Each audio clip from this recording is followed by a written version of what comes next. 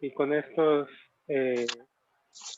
pequeños tips que tú nos diste o con lo que tú nos explicaste, se puede razonar mejor el tema, porque en los libros hay cantidad de información y muchas veces te confundes, porque la mayoría de la explicación es paja, nada más te sirven 2, 3 renglones de lo que dice el libro y es donde viene realmente toda la información condensada. Exactamente. Sí, de hecho, lo que sí les puedo recomendar a todos aquí, os digo por experiencia cuando estuve en la uni, porque creo que fue uno de mis problemas. Cuando yo venía a mis laboratorios, yo pensaba, no, pues en el laboratorio voy a aprender todo, y pues no es así. O sea, lo que uno se supone que tiene que hacer, y es como dice Enrique, o sea, ustedes repasar o profundizar los temas y después usar esto solo como un repaso, un pequeño repaso, ¿no? De los puntos principales, quiero llamar así. Pero bueno, entonces, si quieren empezamos ya. Pues estamos en el 7 de la Segunda Guerra Mundial, donde nos dice el origen y el desarrollo y las consecuencias, ¿no? Entonces me voy a trazar un poquito al mundo entre guerras, que es el punto 6, para poder entender el origen de la Segunda Guerra Mundial, ¿ok? Entonces, para empezar, ¿ustedes ubican, o sea, sí saben más o menos qué pasó en la Primera Guerra Mundial? ¿Sí entienden más o menos la consecuencia de la Primera Guerra Mundial?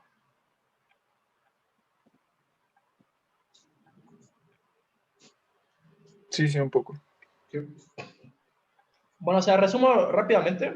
En la Primera Guerra Mundial, pues obviamente hubo guerras, bla, bla, bla, pero su mayor consecuencia es básicamente que se crea la Unión Soviética, o sea, se crea el bloque socialista y se acaba la última monarquía rusa, ¿ok? Ya no hay más monarquías en Europa, solo la de Inglaterra. Y llegamos al punto donde Estados Unidos es la nueva superpotencia mundial. Iván, hicieron, ¿no? Por favor. Gracias. Llega a Estados Unidos como la superpotencia mundial, ya que pues obviamente Europa después de la Primera Guerra Mundial pues queda totalmente en bancarrota, en caos, y pues obviamente pues no hay dinero, ¿no? Necesitan dinero para poder ahora sí que reparar los daños de la guerra. Entonces, los países quedan el país que queda más afectado de esto es Alemania, ¿ok? De hecho, es una de las mayores causas de por qué llega Hitler al poder, ¿ok? Estados Unidos, pues obviamente es la superpotencia, pero en 1929 es cuando es el stock market, cuando se rompe el stock market.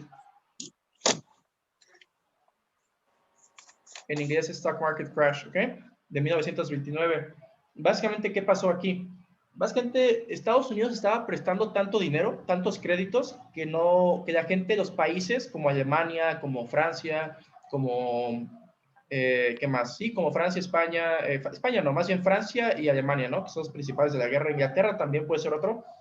Pues no tenían dinero para pagar estas deudas ya después de que la guerra quedaron pobres, su economía quedó en bancarrota, y básicamente pues de tantos préstamos que hizo Estados Unidos pues se quedó pues en bancarrota igual, y es por eso que llega al stock market de crash del stock market de 1929, ya que la gente pues por no tener dinero, no tener el suficiente dinero para gastar en productos, para crear un mercado interno, pues no hay una economía, entonces se crea la inflación de 1929. Esto es una cosa muy cañona porque, aparte de que afecta mucho a Europa, en Estados Unidos mucha gente se quedó desempleada, ¿ok? Mucha gente perdió su trabajo. Y aquí es cuando llega el gran presidente que conocemos como Roosevelt. ¿Cómo se escribe Roosevelt? Así se escribe, si no me equivoco. Y es cuando dice Roosevelt, ¿sabes qué? Nosotros tenemos que de algún modo apoyar a estos trabajadores que están quedando desempleados para nosotros promover la economía, el gasto en productos, el consumismo, ¿no? Para nosotros poder crear una economía interna, seguir produciendo, seguir creando fiscales, todo eso. Y entonces, pues, se crea la ley federal básicamente se crea la aseguradora de empleo, y esto de algún modo básicamente salva a Estados Unidos, pero no a Europa, ¿ok? Entonces, esto genera pero políticas, partidos que son totalitarios. El más conocido obviamente son los de Italia, ¿no? Con Benito Mussolini, que es el partido fascista, ¿no? En Italia. Y tenemos al Partido Nacional Socialista, que es los nazis, básicamente. en Alemania.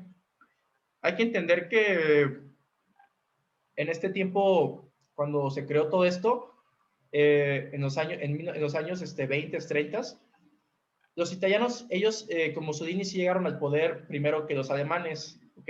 Entonces, los alemanes, principalmente Hitler, hay que recordar que Hitler también fue un guerrero de la Primera Guerra Mundial, entonces él vio pues las consecuencias, ¿no? De pelear en dos frentes, pues de lo que podría pasar si se perdió otra guerra o así. Entonces, pues Hitler obviamente se dio cuenta también de que uno de los problemas de por qué pues Alemania estaba en una crisis era por los judíos, ¿no? Por eso de ahí viene el odio a los judíos, ¿ok? Y se crea el Partido Socialista Alemán. Al inicio, cuando este partido... Sí, ¿qué pasó, Enrique? Sí, dime. Una pregunta. De lo que estabas hablando anteriormente es de la recesión de 1929, ¿verdad? Sí, sí, sí. Correcto. Nada más esa era la duda, porque Sí. el término en inglés que nos diste así como que, digo, no, bueno, particularmente a mí como que no me sonó mucho, ¿no? Pero lo asocié por la fecha con la recesión. Sí, ajá, exactamente esa recesión de 1929 del stock market. Ajá. Entonces, como les decía, al inicio, pues obviamente este movimiento socialista pues no tuvo mucho, pues no fue muy apoyado, ¿no? De hecho, por eso nos damos cuenta nosotros en la historia de Hitler, que él es capturado y lo meten a la cárcel y ahí es cuando crea el libro muy conocido que se llama Mi lucha. ¿Era Mi lucha o Mi guerra? No me acuerdo, no me acuerdo. No me equivoco, es Mi lucha. Sí, Mi lucha, ¿ok? Este es un libro muy conocido, no sé si lo han escuchado, donde aquí básicamente en este libro él escribe los ideales del nazismo, los ideales de por qué nosotros tenemos que regresar a pues a enseñarles al mundo por qué nosotros somos la raza aria, ¿no? Y regresar a esos antepasados poderosos que tenían los alemanes, ¿no? Y todo eso.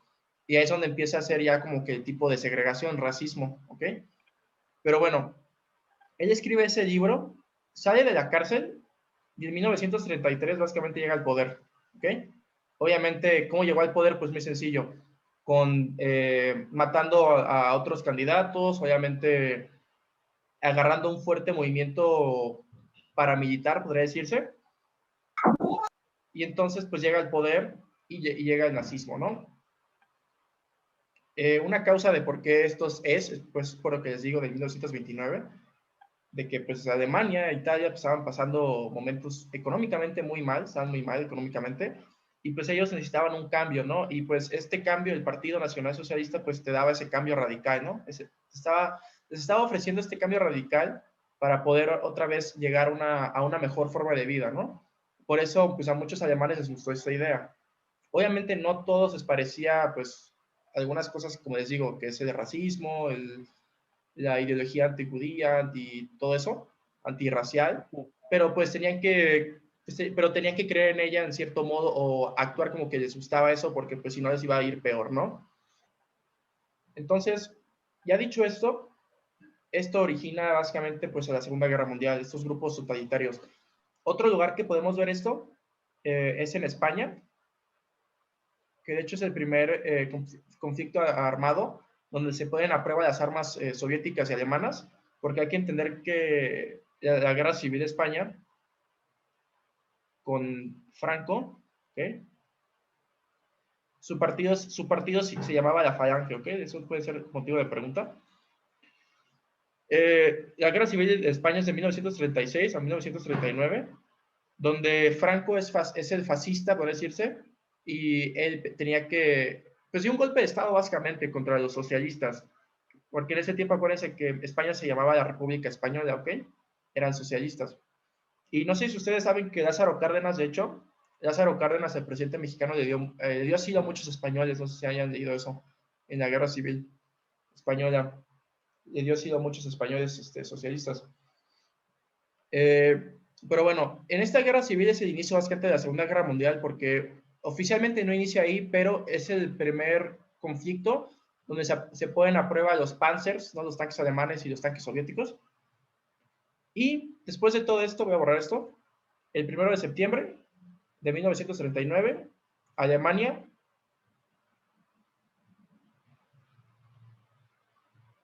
invaden Polonia, ¿ok?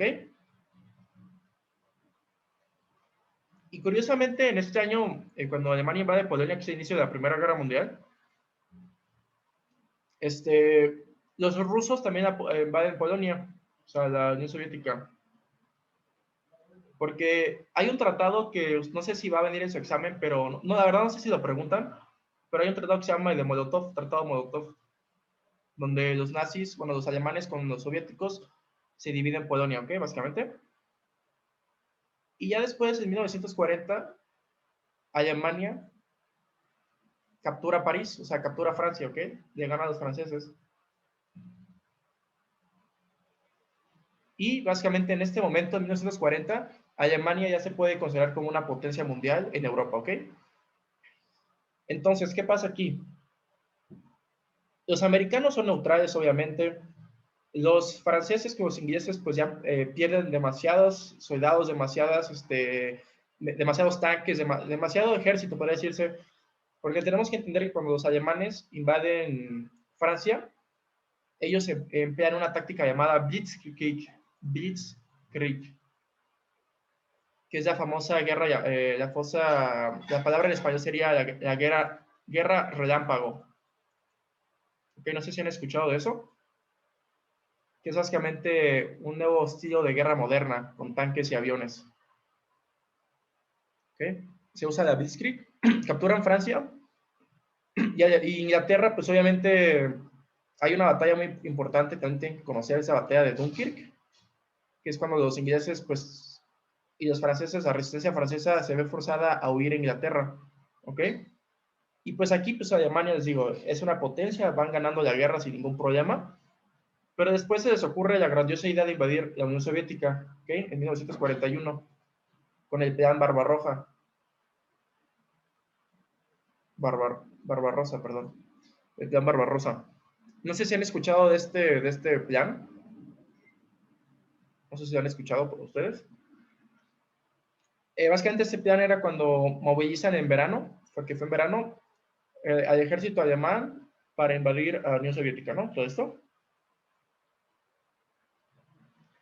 Y aquí pues es básicamente el primer paso de la derrota de los alemanes, porque aunque llegan a conquistar pues casi la mayor parte, o toda la parte de la Unión Soviética occidental, y llegan hasta Moscú, de hecho, llegaron hasta Moscú, a las puertas de Moscú, pues pierden, porque tenemos que entender muy importante que, de hecho, en la época napoleónica, nosotros podemos ver que Napoleón, igual que las fuerzas de Hitler, no entendieron que el invierno ruso, pues era muy fuerte, ¿no?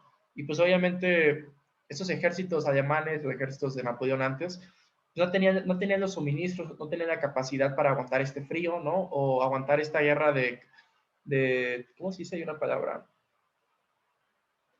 Básicamente no estaban preparados para este tipo de guerras, de attrition. Vamos a ver cómo se dice en español, attrition. De desgaste, ¿ok? No estaban preparados para una guerra de desgaste, ¿ok? Porque de hecho, les digo, Blitzkrieg, ese tipo de guerra, como dice, guerra relámpago, era un tipo de guerra donde los alemanes, llegaban a una ciudad y se tardaban 2 días en capturarla. Pero pues aquí en Rusia no se podía hacer eso por el invierno, por la falta de infraestructura, porque acuérdense que Rusia en ese tiempo era un lugar muy rural, ¿ok? O sea, es un lugar gigantesco, hasta hoy en día es un lugar gigantesco, pero con poca densidad de gente. Entonces es un lugar muy rural. Entonces esto lo que hace es que el movimiento de transportes, de suministros, todo eso, pues llegue muy lento, ¿verdad? Entonces, pues los alemanes tuvieron que retrasar su ataque a Moscú.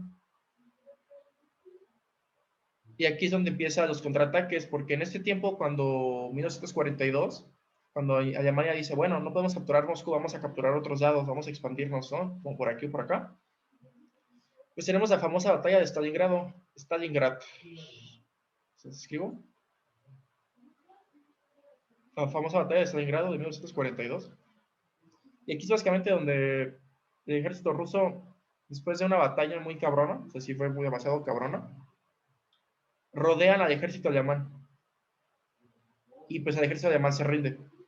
¿Y esta rendición qué significa? Pues algo desastroso, porque hay que tener en esa posición que los alemanes no habían perdido ninguna batalla, literalmente ninguna batalla, hasta 1942, como se rinden. Y pues obviamente los alemanes pues son mucho menos personas que los soviéticos, ¿no? O sea, creo que por cada alemán eran como 20 soviéticos, una cosa así. Entonces pues empieza el contraataque, ¿ok? El contraataque hacia Alemania. Tenemos que entender que también en ese conflicto, en ese teatro de conflicto, también hubo batallas en otros lugares del mundo, como África, ¿ok? En África, en Asia tenemos a Japón contra Estados Unidos, pero eso es hasta un poquito más adelante, porque en 1942 Estados Unidos es neutral, pero en 1942 está el ataque de Pearl Harbor también, es el mismo año, donde Japón bombardea a una base militar en el Pacífico americana y destruye buques de guerra, todo eso. Entonces Estados Unidos le declara la guerra a Japón y al mismo tiempo a Alemania. Entonces básicamente todo esto termina en que los rusos, aquí por ejemplo, aquí es Alemania, invaden hasta Berlín, ¿ok? En 1945 llegan a Berlín. Y en 1945 en Berlín, en febrero hasta abril, cae Berlín, cae Alemania y se suicida Hitler. Y en el lado europeo se termina la Segunda Guerra Mundial. Y en Estados Unidos contra Japón se acaba cuando en Japón, en 1945, también el mismo año, se tiran las bombas atómicas, las dos bombas atómicas en Nagasaki y en Hiroshima. ¿Ok? Y con eso básicamente se acaba el Imperio japonés y en 1945, el 12 de septiembre, se acaba la Segunda Guerra Mundial. ¿Ok? Y eso sería pues la Segunda Guerra Mundial. Las consecuencias de esto, que fue algo que me faltó ahorita agregar, básicamente después de la Segunda Guerra Mundial se crea el Tratado de la Conferencia de Yalta, que es cuando se divide Alemania en los cuatro pues, lugares, ¿no? Que sería el francés, el ruso, el americano y el inglés, ¿no? Voy a borrar esto. Se divide básicamente Alemania. Esto es Alemania. Se divide de los soviéticos y aquí se divide entre las potencias occidentales, ¿no? Francia, Inglaterra y Estados Unidos. Y tenemos que recordar que de 1945 a 1991 es cuando empieza la Guerra Fría, es el periodo de la Guerra Fría, donde pues la consecuencia es básicamente eso, la consecuencia de la Segunda Guerra Mundial es la Guerra Fría, esa es su consecuencia, donde básicamente es el bloque capitalista y ese es el bloque socialista. ¿Okay? Entonces, ¿sería todo? ¿Alguna duda que tengan?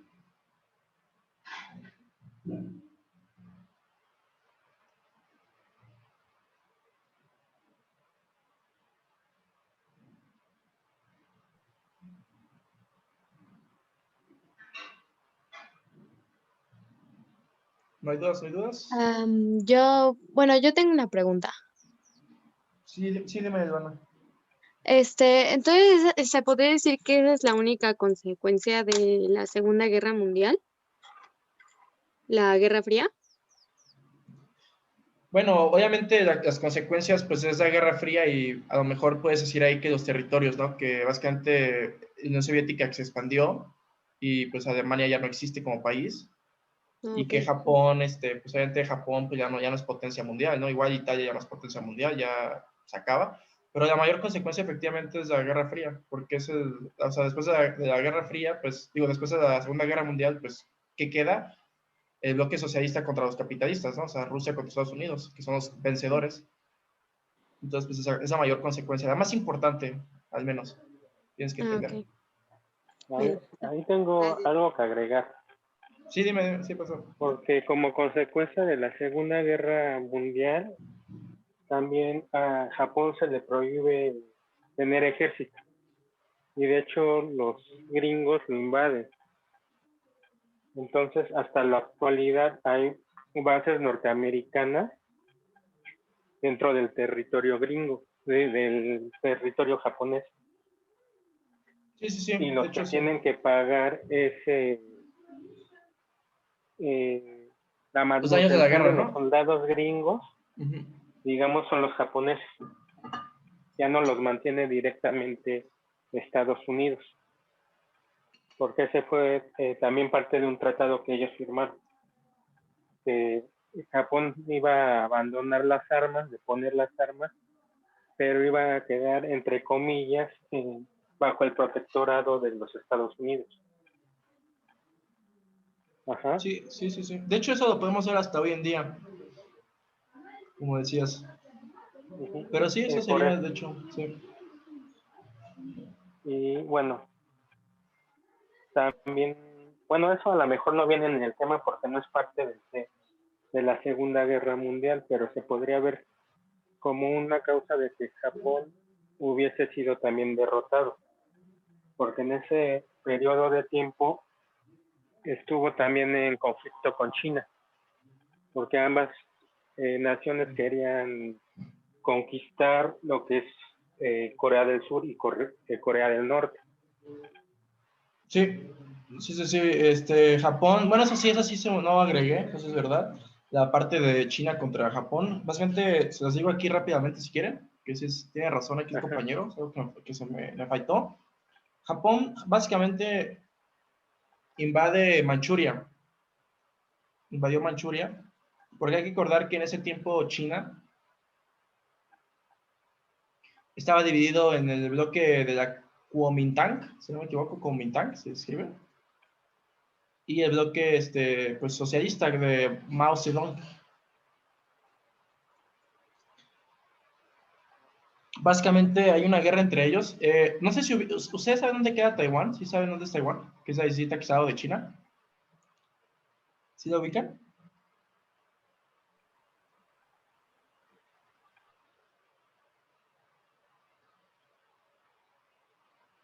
Bueno, básicamente hay una guerra entre estos dos partidos y Japón pues invade Manchuria, invade Corea, todo eso. Entonces estos dos partidos se unifican. Pero básicamente cuando Japón pierde la guerra, otra vez se están peleando estos dos grupos y es cuando se crea la famosa guerra civil china, ¿okay? Que es una consecuencia también puedes llamar de la Segunda Guerra Mundial.